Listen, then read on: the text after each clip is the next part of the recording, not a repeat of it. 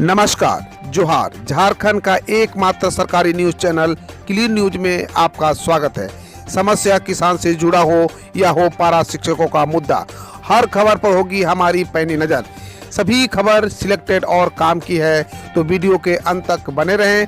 साथ ही आप न्यूज को किस गांव या शहर से देख रहे हैं, हमें कमेंट में जरूर बताइए। आज का लाइक हम 100 रखते हैं, उम्मीद है कि आप इसे पूरा करेंगे। और रोजाना पंचायत चुनाव का अपडेट पाने के लिए चैनल को सब्सक्राइब कर बेल आइकन को प्रेस करें। तो चलिए जानते हैं आज का मुख्य समाचार। झारखंड में बिना परीक्षा दिए प्रोन्नत होंगे 9वीं एवं 11वीं कक्षा के विद्यार्थी, आदेश हुआ जारी। झारखंड के सरकारी स्कूलों में पढ़ने वाले 9वीं एवं 11वीं कक्षाओं के बच्चे बिना परीक्षा दिए वर्तमान शैक्षणिक सत्र 2021-22 में अगली कक्षाओं में प्रोन्नत कर दिए गए हैं। 9वीं कक्षा के लगभग 4,30,000 तथा 11वीं के 3,20,000 बच्चे क्रमशः 10वीं तथा 12वीं कक्षा में प्रोन्नत किए गए हैं। राज्य सरकार ने गुरुवार को इस संबंध में आदेश जारी कर दिया। इससे पहले कक्षा 1 से 8वीं के सभी बच्चों को बिना वार्षिक मूल्यांकन के अगली कक्षाओं में प्रोन्नत किए गए थे। स्वास्थ्य विभाग के 200 स्वास्थ्य कर्मचारियों को प्रोत्साहन राशि जारी। कोरोना काल में ड्यूटी करने वाले स्वास्थ्य कर्मचारियों को प्रोत्साहन राशि देने की सरकार की घोषणा के बाद आखिरकार 1 महीने बाद जिले में 200 कर्मचारियों को प्रोत्साहन राशि जारी कर दी गई है। प्रोत्साहन राशि के लिए कर्मचारियों ने कई बार स्वास्थ्य विभाग और जिला प्रशासन के अधिकारियों से गुहार लगाई गई थी। प्रोत्साहन राशि पाने वाले में सिविल सर्जन कार्यालय, SNMMCH और SSLNT अस्पताल के कर्मचारी शामिल हैं। हालांकि अस्पतालों में अपनी सेवाएं दे रहे आउटसोर्सिंग कर्मचारियों के प्रोत्साहन राशि पर अब तक कोई बात नहीं बनी है। झारखंड में टीकाकरण में बेहतर करने पर पंचायतों को मिलेगा 5 से 10 लाख तक का पुरस्कार, मंत्री ने की घोषणा। यस फॉर वैक्सीन कार्यक्रम में झारखंड के श्रम नियोजन और प्रशिक्षण सह कौशल विकास मंत्री सत्यानंद भोक्ता ने कहा कि टीकाकरण में अग्रणी भूमिका निकालने वाले पंचायतों को पुरस्कृत करेंगे। स्थानीय विधायक सह मंत्री ने इसके लिए 4 प्रकार की श्रेणी का निर्धारण किया है। वैक्सीनेशन के 100% लक्ष्य को पूरा करने वाले पंचायतों से संबंधित मुखिया की अनुशंसा पर 20 लाख रुपए की योजना अपनी निधि से देंगे। दूसरे स्थान पर रहने वाले पंचायत को 15 लाख, तीसरे को 10 लाख और चौथे को 5 लाख रुपए का आवंटन दिया जाएगा। झारखंड के सीएम हेमंत के आदेश पर लातेहार के हैरगंज सीओ सस्पेंड, गिरिडीह के सरिया में सरकारी जमीन दूसरे के नाम करने का मामला। झारखंड के लातेहार जिला अंतर्गत हैरगंज प्रखंड में अंचलाधिकारी सुनीता कुमारी को मुख्यमंत्री हेमंत सोरेन के आदेश पर कार्मिक एवं प्रशासनिक विभाग ने निलंबित कर दिया है। सुनीता कुमारी पर गिरिडीह जिला के सरिया अंचल में अंचलाधिकारी पद पर रहते हुए सरकारी भूमि का अवैध रूप से नामांतरण करने का आरोप है। मामला प्रकाश में आने के बाद गिरिडीह डीसी ने इस मामले की जांच अनुमंडल पदाधिकारी से कराई थी, जिसमें मामला सही पाया गया था। गिरिडीह डीसी ने जांच रिपोर्ट के आधार पर अंचल अधिकारी सुनीता कुमारी के खिलाफ विभागीय कार्रवाई शुरू करने का प्रस्ताव मुख्यमंत्री के पास भेजा गया था, जिस पर मुख्यमंत्री ने अपनी सहमति प्रदान कर दी थी। झारखंड की उप राजधानी दुमका में उत्पाद विभाग की बड़ी कार्रवाई, 80 लाख की अंग्रेजी शराब व स्प्रीट जब्त, एक शख्स हिरासत में। झारखंड की उप राजधानी दुमका में उत्पाद विभाग की टीम ने गुप्त सूचना पर कार्रवाई की और करीब 80 लाख की अंग्रेजी शराब और शराब बनाने वाली स्प्रीट जब्त की है। बाजार में इसकी कीमत 80 लाख रुपए बताई जा रही है। इस मामले में मुस्तफा खान नामक शख्स को हिरासत में लिया गया है। दुमका के उत्पाद विभाग की टीम ने गुप्त सूचना पर जामा थाना क्षेत्र के जरपुरा गांव में एक गोदाम में छापेमारी की और भारी मात्रा में अंग्रेजी शराब और शराब बनाने वाली स्प्रीट बरामद किया। जब्त की गई इस शराब की कीमत 80 लाख रुपए ही बताई जा रही है। रिम्स में मशीन की खरीदारी न होने पर हाईकोर्ट ने कहा लोग कोरोना से मर रहे हैं और अधिकारी सिर्फ बैठक पर बैठक कर रहे हैं। झारखंड हाईकोर्ट के chief justice doctor Ravi Ranjan व जस्टिस SN प्रसाद की खंडपीठ में कोरोना से निपटने और रिम्स में चिकित्सकीय उपकरण खरीदने के मामले को लेकर सुनवाई हुई। इस दौरान अदालत ने मौखिक रूप से कहा कि वर्तमान समय में रिम्स जैसे राज्य के सबसे बड़े अस्पताल में अपनी CT स्कैन मशीन सहित अन्य महत्वपूर्ण मशीन नहीं होना शर्मनाक है। रिम्स में CT स्कैन मशीन सहित सभी कुछ आउटसोर्स किया जाना उचित नहीं है। रेमडेसिविर की कालाबाजारी मामले में सीआईडी के एसडीजी झारखंड हाईकोर्ट में तलब। झारखंड हाईकोर्ट के chief justice doctor Ravi Ranjan व जस्टिस एसएन प्रसाद की खंडपीठ में गुरुवार को रेमडेसिविर सहित कोरोना की अन्य जरूरी दवाओं की कालाबाजारी के मामले में सुनवाई हुई। सुनवाई के दौरान अदालत ने इस मामले में राज्य सरकार की जांच को संतोषजनक बताया और अदालत ने सीआईडी के एसडीजी को हाजिर होने का निर्देश दिया। अदालत में वीसी के जरिए हाजिर होकर एडीजी इस मामले के जांच की पूरी जानकारी देंगे। झारखंड में पिछले 24 घंटे में 977 नए कोरोना केस, 19 लोगों को गई जान।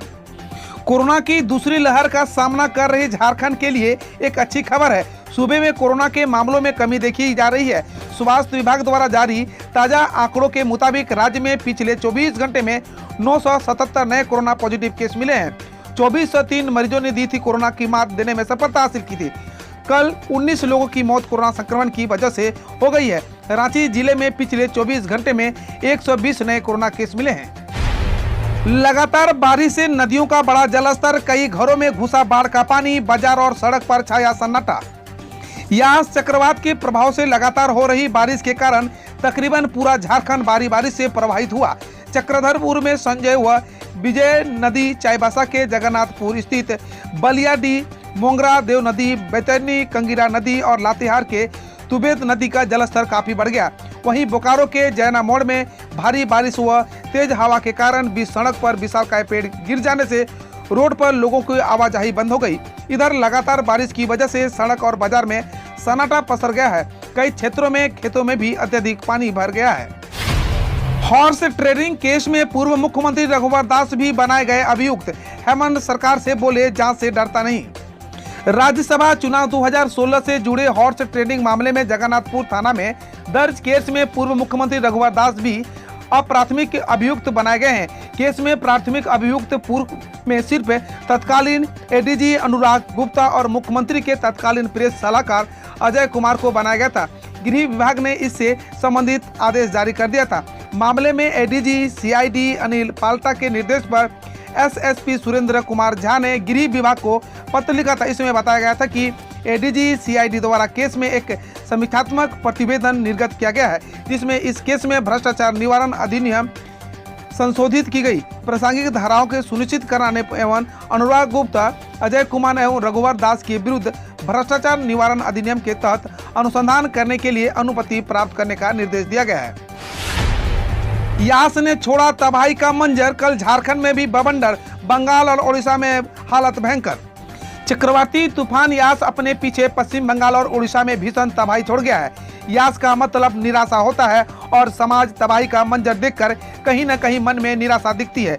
यास चक्रवात में कितना नुकसान हुआ, अभी इसका आकलन किया जा रहा है। एक दिन पहले 26 मई को यास चक्रवात का खौफनाक असर देखा गया। ओडिशा से लेकर बंगाल तक यास का कहर देखा गया। अकेले बंगाल में यास चक्रवात के कारण 1 करोड़ से ज्यादा लोग प्रभावित हुए हैं और 3 लाख से ज्यादा घरों को नुकसान पहुंचा है।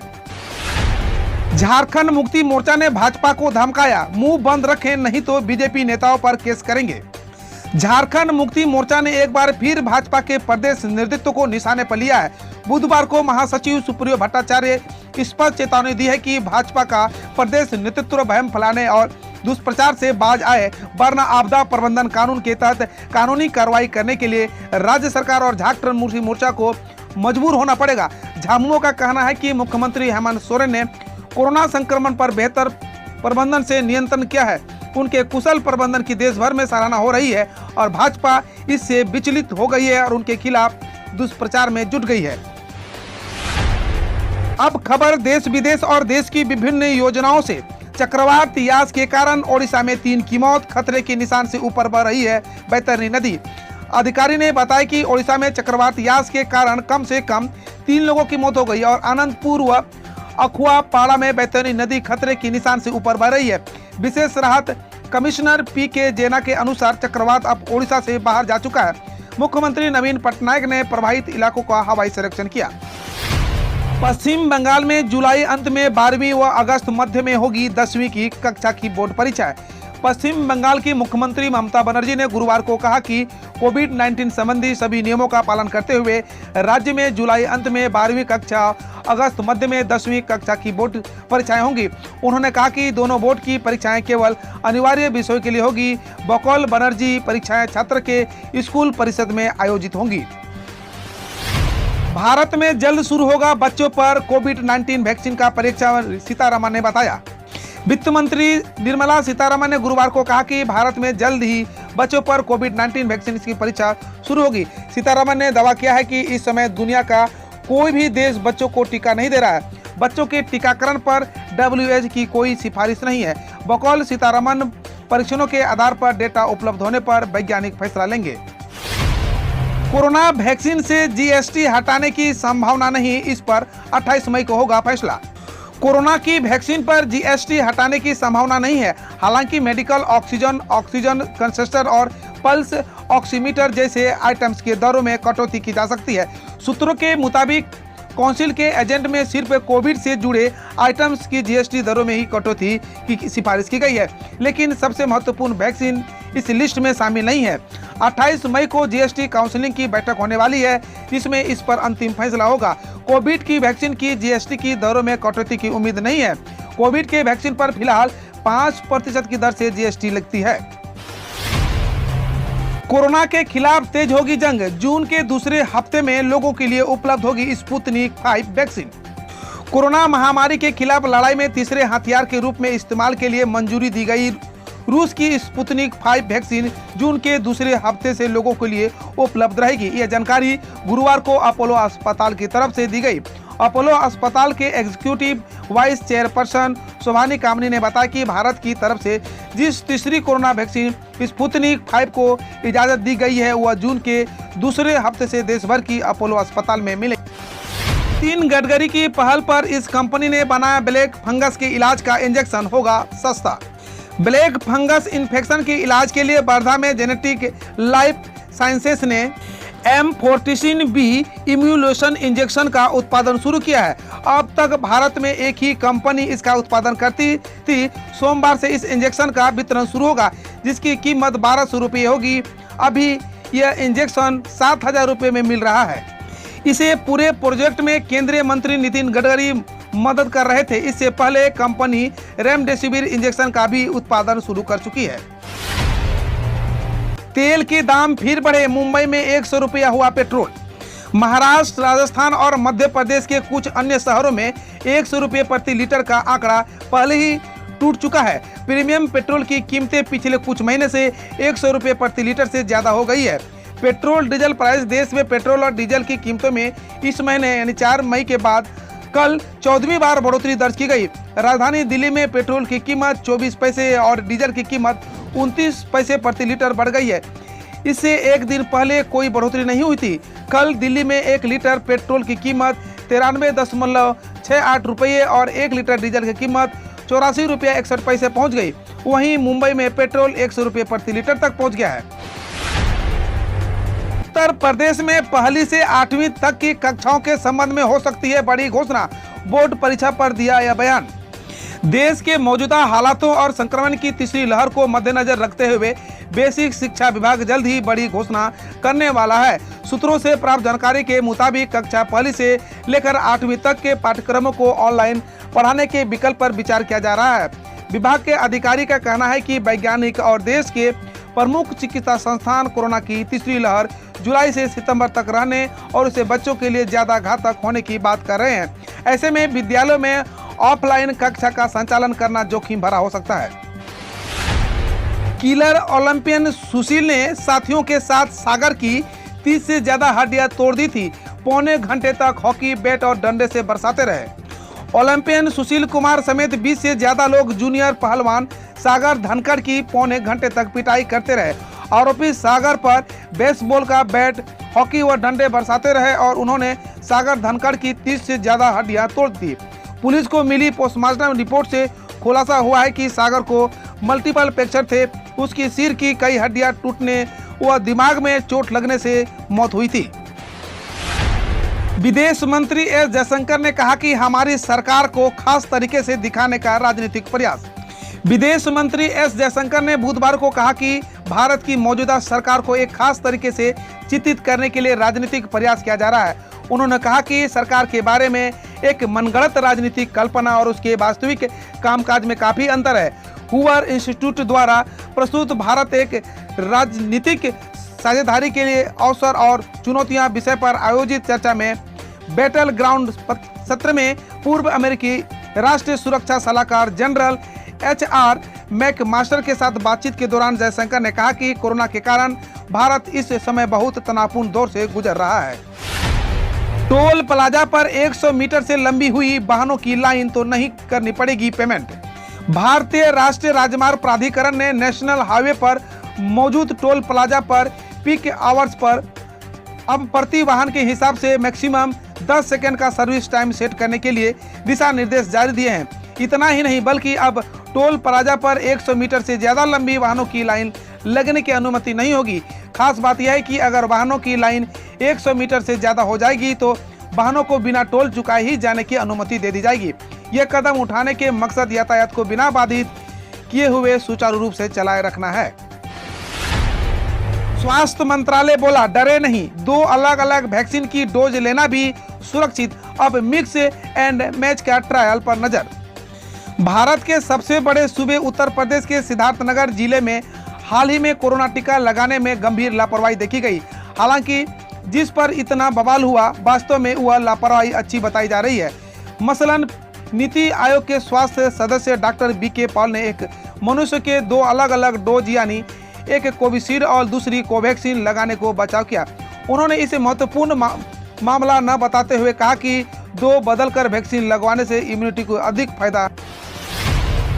CBSE बोर्ड 2021 12वीं की परीक्षाएं 30 मिनट की होंगी, शिक्षा मंत्री करेंगे तारीखों की घोषणा। देश भर में कोरोना महामारी के प्रकोप के बीच बोर्ड परीक्षाओं के आयोजन को लेकर गहराए संशय के बादल अब छरते नजर आ रहा है। माना जा रहा है कि CBSE बोर्ड की सत्र 2021 के लिए 12वीं की परीक्षाएं आयोजित की जाएंगी। ताजा जानकारी के अनुसार परीक्षाओं का समय और घटाया जा रहा है। सूत्रों का दावा है कि परीक्षाओं में सभी प्रमुख विषयों के प्रश्न पत्र को सॉल्व करने के लिए परीक्षार्थी को 30 मिनट का समय दिया जाएगा। हम रोज ऐसे ही न्यूज लाते रहेंगे, तो यदि आपने अभी तक क्लीन न्यूज को सब्सक्राइब नहीं किया है तो पहले फटाफट सब्सक्राइब कर लें, साथ ही बेल आइकन को दबा दें ताकि कोई अपडेट मिस ना हो।